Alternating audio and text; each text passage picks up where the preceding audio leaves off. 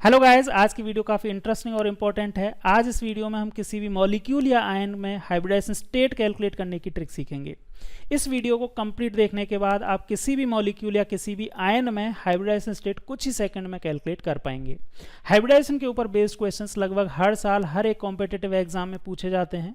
जैसे मैंने यहाँ पे नीट के कुछ प्रीवियस ईयर क्वेश्चंस लिए हैं और इनको देख के आप आइडिया लगा सकते हैं कि नीट में लगभग हर साल हाइब्रिडाइजेशन के ऊपर बेस्ड क्वेश्चंस पूछे गए हैं। अब जब इतना ज़्यादा इंपॉर्टेंट टॉपिक है तो इसकी ट्रिक सीखना तो बनता है। तो चलिए फटाफट ट्रिक सीखते हैं हाइब्रिडाइजेशन निकालने की। हाइब्रिडाइजेशन निकालने की जो ट्रिक है वो इस टेबल के ऊपर बेस्ड है। इस टेबल को आपको बिल्कुल नहीं याद करना है। कैसे आई है ये टेबल, इसको थोड़ी देर बाद बात करते हैं। लेकिन इस टेबल को देखने के बाद में आपको एक नया वर्ड दिख रहा होगा, दैट इज स्टेरिक नंबर। अब ये स्टेरिक नंबर क्या होता है, कैसे कैलकुलेट करते हैं, इसी का पूरा गेम है। तो पहले बात करते हैं स्टेरिक नंबर होता क्या है। कोई भी मॉलिक्यूल है या कोई भी आयन है, उसके सेंटर एटम के ऊपर प्रेजेंट जितने भी सिग्मा बॉन्ड्स और जितने भी लोन पेयर्स हैं उनका सम कर दिया जाए तो स्टेरिक नंबर आ जाता है। ये तो हुई टेक्निकल बात। अब इसको हम बात करते हैं कैलकुलेट किस तरह से करते हैं। तो कैलकुलेट करने के लिए इन 3 स्टेप्स को फॉलो करना पड़ेगा। Step number first, calculate the number of electrons in molecule और आयन। अब नंबर ऑफ इलेक्ट्रॉन्स कैसे कैलकुलेट करने हैं, सारे इलेक्ट्रॉन्स कैलकुलेट नहीं करने हैं। मॉलिक्यूल या आयन में जितने भी एटम्स हैं उनके वैलेंस इलेक्ट्रॉन्स का सम करना है। और अगर आयन है तो उसका चार्ज विद साइन माइनस कर देना है। अब वैलेंस इलेक्ट्रॉन कैसे कैलकुलेट करेंगे, कितने होते हैं, इसके लिए ये देखिए। अगर पीरियोडिक टेबल आपने अच्छे से पढ़ी है तो आपको पता ही है कि ग्रुप थर्ड जो है उसमें उसके वैलेंस इलेक्ट्रॉन्स जो हैं उसमें 3 होते हैं। फोर्थ जो है उसमें 4 होता है। ग्रुप नंबर 5 यानी नाइट्रोजन फैमिली का वैलेंस इलेक्ट्रॉन्स 5th होते हैं। ऑक्सीजन फैमिली में वैलेंस इलेक्ट्रॉन 6 होते हैं और हेलोजन फैमिली में वैलेंस इलेक्ट्रॉन 7 और इनर्ट गैस या नोबल गैस में वैलेंस इलेक्ट्रॉन्स 8 होते हैं। अब यहाँ पे एक कैच और है कि हाइड्रोजन जो होता है, वैसे तो हाइड्रोजन के पास एक ही इलेक्ट्रॉन होता है, लेकिन यहाँ पे हाइड्रोजन के वैलेंस इलेक्ट्रॉन आपको कितने रखने हैं, 7 रखने हैं इस ट्रिक के लिए। ये आपको याद रखना है। अब ये तो समझ में आ गया कि ये होते हैं। कुछ एग्जाम्पल से आपको और अच्छे से क्लियर होगा। तो एग्जाम्पल लेते हैं। देखो भाई, यहाँ पे मैंने एक एग्जाम्पल लिया NH4+ का। NH4 में नाइट्रोजन और हाइड्रोजन है और यहाँ पे +1 चार्ज है। तो इसमें नंबर ऑफ इलेक्ट्रॉन्स कैलकुलेट करने हैं स्टेप फर्स्ट में। तो यहाँ पे नाइट्रोजन देखें, नाइट्रोजन में वैलेंस इलेक्ट्रॉन्स जो हैं वो कितने हैं, 5 हैं वैलेंस इलेक्ट्रॉन्स। तो मैंने यहाँ 5 लिखा। हाइड्रोजन का मैंने अभी आपको बताया ये कि हाइड्रोजन के केस में हमें वैलेंस इलेक्ट्रॉन 7 लेना है। ये ही सिर्फ आपको याद रखना है, बाकी आप सभी जानते हैं। हाइड्रोजन के टोटल 4 एटम हैं, तो 4 × 7 कर देना होगा वैलेंस इलेक्ट्रॉन्स कैलकुलेट करने के लिए। और इसके ऊपर चार्ज जो है वो +1 है। अब ये +1 चार्ज हमें इसमें से माइनस करना है, क्योंकि माइनस ये वाला माइनस लेना है, माइनस किया और +1 चार्ज हमने यहाँ पे रख दिया। वैल्यू कैलकुलेट करते हैं। 5 + 28 -1, प्लस और माइनस माइनस हो जाएगा तो -1 किया और इसको आप कैलकुलेट करते हैं तो ये वैल्यू आती है 32। सिमिलरली अगर यहाँ पे हम NO3- की बात करें तो यहाँ पे नाइट्रोजन का 1 एटम है और नाइट्रोजन के वैलेंस इलेक्ट्रॉन्स जो हैं वो 5 हैं। यहाँ पे नाइट्रोजन के वैलेंस इलेक्ट्रॉन 5 हैं और ऑक्सीजन के 3 एटम हैं और ऑक्सीजन के वैलेंस इलेक्ट्रॉन्स की बात करें तो वो 6 हैं। तो ×6 कर दिया और यहाँ में माइनस किया, मैंने ये वाला माइनस लगाया और इसके ऊपर चार्ज है -1 विद साइन मैंने यहाँ रख दिया। कैलकुलेशन करते हैं। 5 + 18 माइनस ये प्लस हो जाएगा +1। ठीक है, तो यहाँ पे अगर आप देखें तो ये टोटल नंबर आ गया 24। सिमिलरली एक न्यूट्रल एटम की भी बात कर लेते हैं। एक स्टेप एक छोटा सा कम हो जाएगा, चार्ज हमें यहाँ पे माइनस नहीं करना होगा। जेनॉन की अगर हम बात करते हैं तो जेनॉन 8th ग्रुप या फिर नोबल गैस है, तो यहाँ पे इसके वैलेंस इलेक्ट्रॉन्स जो होंगे वो 8 होंगे। प्लस फ्लोरीन में कोई टोटल 4 एटम है, तो फ्लोरीन के 4 × फ्लोरीन का जो वैलेंस इलेक्ट्रॉन्स हैं वो एक के पास 7 है, तो ×7 किया। यहाँ पे कोई चार्ज नहीं है तो -0 कर देंगे, कोई चार्ज नहीं है, न्यूट्रल एटम है, न्यूट्रल मॉलिक्यूल है। 8 + ये कितना आया 28 और इसको आप कैलकुलेट करेंगे तो ये आ जाएगा 36। अब यहाँ इस तरह से आप और भी जो भी आपको मॉलिक्यूल दिया जाएगा उस मॉलिक्यूल को फटाफट से क्या कर सकते हैं, वैलेंस इलेक्ट्रॉन्स कैलकुलेट कर सकते हैं। यहाँ पे हमारी स्टेप नंबर फर्स्ट कंप्लीट होती है। स्टेप नंबर सेकंड में बहुत सिंपल है कि जो भी स्टेप नंबर फर्स्ट में हमारे इलेक्ट्रॉन्स आए हैं उसको डिवाइड कर देंगे 8 से, और 8 से जैसे डिवाइड करेंगे तो हमारे पास 2 चीज़ें आएंगी, एक कोशिएंट आएगा, एक रिमाइंडर्स आएगा। कोशिएंट और रिमाइंडर्स कैसे आएगा एक एग्जांपल से सीखते हैं। देखो, अगर टोटल नंबर ऑफ इलेक्ट्रॉन्स 32 हैं तो हमें क्या करना है, स्टेप 2 में डिवाइड बाई 8 कर देना है।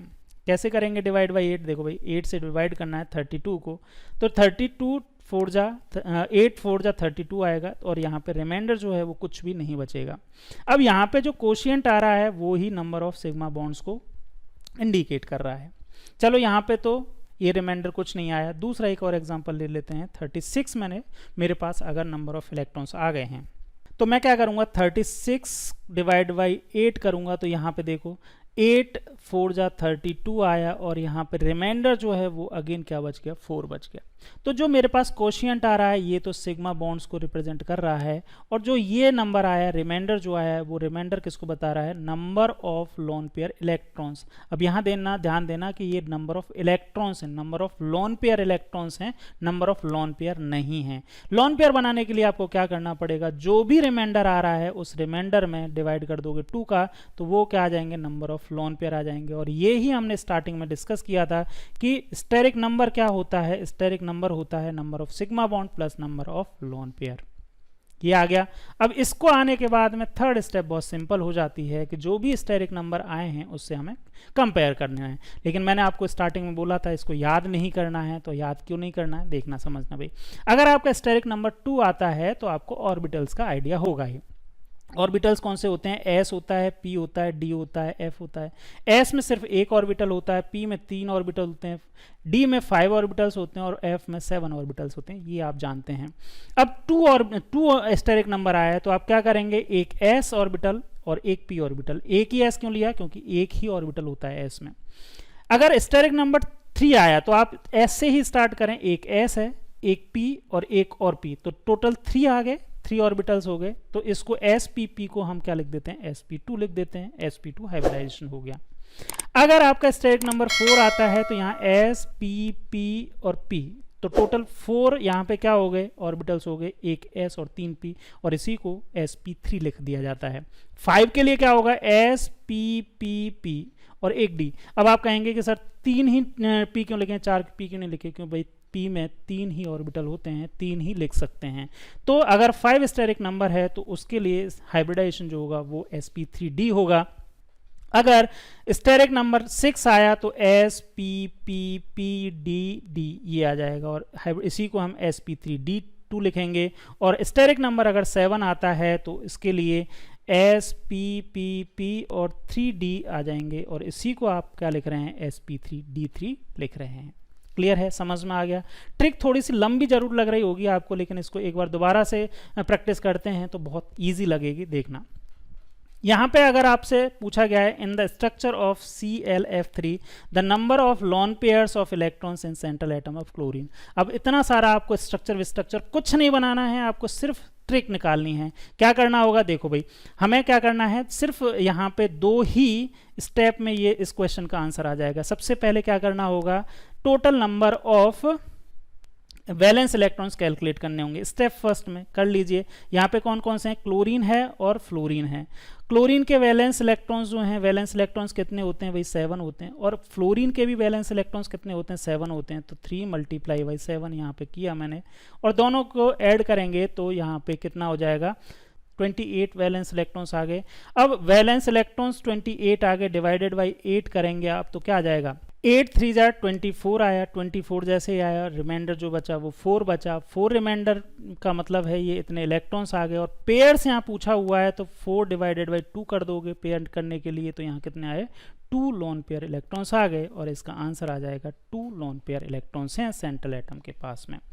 एक क्वेश्चन और डिस्कस करते हैं, the hybridization of atomic orbital of nitrogen NO2 plus NO3 minus and NH4 plus respectively are, और यहाँ पे ऑप्शंस गिवन हैं। इसके लिए भी क्या करना होगा, वही 3 स्टेप्स हमें फॉलो करनी है। सबसे पहले हमें NO2 प्लस दे रखा है, दूसरा हमें दे रखा है NO3 माइनस, और लास्ट है NH4 प्लस। इसके लिए क्या करेंगे, नाइट्रोजन की अगर हम बात करें, NO2 प्लस की बात करें तो NO2 प्लस में नाइट्रोजन है, इसके वैलेंस इलेक्ट्रॉन्स 5 होते हैं, और ऑक्सीजन के वैलेंस इलेक्ट्रॉन 6 होते हैं। 2 ऑक्सीजन है इसीलिए मल्टीप्लाई बाई 2 कर दिया, और इसका जो चार्ज है वो +1 चार्ज है। इसको कैलकुलेट करें, ये 16 आ जाएगा। स्टेप फर्स्ट कंप्लीट हो गया, यहाँ पे 16 इलेक्ट्रॉन्स आ गए। इसी तरह से NO3 माइनस का अगर हम कैलकुलेट करें तो NO3 माइनस का किस तरह से करेंगे, नाइट्रोजन की वैलेंस इलेक्ट्रॉन्स 5, ऑक्सीजन का वैलेंस इलेक्ट्रॉन्स कितने हैं, 6 हैं, 3 एटम्स से मल्टीप्लाई बाई 6 इंटू 3 किया और यहाँ पे माइनस माइनस 1 किया, तो ये कितना आएगा 5 प्लस 6 3 जा 18 माइनस माइनस प्लस हो जाएगा, ये टोटल नंबर ऑफ इलेक्ट्रॉन्स आ जाएंगे यहाँ पे 24, ठीक है, 19 एंड 24, यस। और NH4 प्लस का अगर हम कैलकुलेट करें तो NH4 प्लस का मैं इधर कैलकुलेट कर देता हूँ। NH4 प्लस नाइट्रोजन जो है उसका वैलेंस इलेक्ट्रॉन्स 5 हैं, हाइड्रोजन का मैंने आपको बताया था कि वैलेंस इलेक्ट्रॉन्स आपको 7 लेने हैं और यहाँ पे चार्ज जो है वो +1 है। कैलकुलेट करें 5 प्लस 28 माइनस 1 और ये वैल्यू जो आएगी वो कितनी आ जाएगी, 32 आ जाएगी, तो यहाँ पे 32 आया। स्टेप सेकंड में हमें क्या करना है, डिवाइड करना है, divide by 8 divide by 8 divide by 8 divide by 8 किया तो यहाँ पे कोई भी रिमाइंडर नहीं बचेगा, 2 सिग्मा बॉन्ड आ जाएगा, स्टेरिक नंबर 2 आ जाएगा। इसी तरह से यहाँ पे भी कोई नहीं आएगा रिमाइंडर, 8 3 जा 24 हो जाएगा और 8 4 जा ये 32 हो जाएगा। तो यहाँ पे स्टेरिक नंबर आ गए हैं 2 का मतलब है Sp और 3 का मतलब है Spp, यानी कि इसको हम Spp को ही क्या लिख सकते हैं, Sp2 लिख सकते हैं, और 4 का मतलब है Spp मतलब Sp3 और यहाँ इसका आंसर आ जाएगा Sp Sp2 एंड Sp3 और correct answer will be first. तो इस तरह से आप किसी भी क्वेश्चन को बहुत इजीली कर सकते हैं। बहुत ये समझाने में मुझे थोड़ा सा टाइम लगा है, अगर आप थोड़े से क्वेश्चंस की प्रैक्टिस करते हैं तो बहुत इजीली आप कर सकते हैं इन क्वेश्चंस को। हाइब्रिडाइजेशन के अलावा जो दूसरे टाइप के क्वेश्चंस पूछे जाते हैं वो मॉलिक्यूल की ज्योमेट्री या फिर शेप से रिलेटेड पूछे जाते हैं या फिर बॉन्ड एंगल से रिलेटेड पूछे जाते हैं। और इस तरह के जो क्वेश्चंस होते हैं वो valence shell electron pair repulsion theory के अकॉर्डिंग सॉल्व किए जाते हैं, जो कि इससे थोड़ा सा ही एडवांस है, थोड़ा सा ही आगे की चीज़ें हैं। अगर आपको स्टेरिक नंबर आपको ईजिली कैलकुलेट कर लिए हैं, किसी भी मॉलिक्यूल में सेंट्रल एटम के ऊपर सिग्मा बॉन्ड और लॉन पेयर आपने कैलकुलेट कर लिए हैं, तो BSE-PR के अकॉर्डिंग आप ज्योमेट्रिकल शेप और उसकी बॉन्ड एंगल बहुत ईजिली कैलकुलेट कर सकते हैं। इस तरह की एक टेबल दी हुई होती है, लेकिन किस तरह से होता है, कैसे होता है, इसके बारे में अगर आपको जानना है तो आप नीचे कमेंट कीजिए, मैं इसके लिए एक और वीडियो बना दूंगा। चलिए फिर मिलते हैं नेक्स्ट वीडियो के साथ में। Thank you.